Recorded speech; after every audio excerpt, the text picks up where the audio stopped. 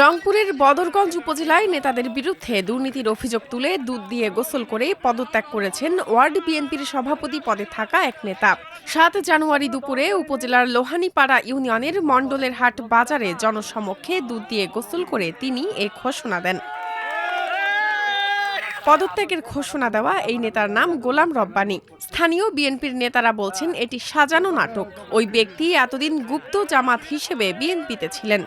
বিএমপিতে আমি ছিলাম, জিয়াউর রহমানের আদর্শ ভালো লাগছিল বলে আমি বিএমপিতে যোগদান করছিলাম।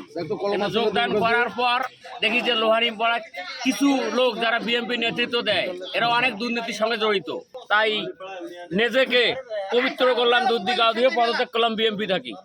এদিকে লোহানীপাড়া ইউনিয়নের বিএনপির সাধারণ সম্পাদক ইলিয়াস মিয়া প্রথম আলোকে বলেন, গোলাম রব্বানীকে সভাপতি করতে চাওয়া হয়নি, কিন্তু ডিশের ব্যবসা করতেন।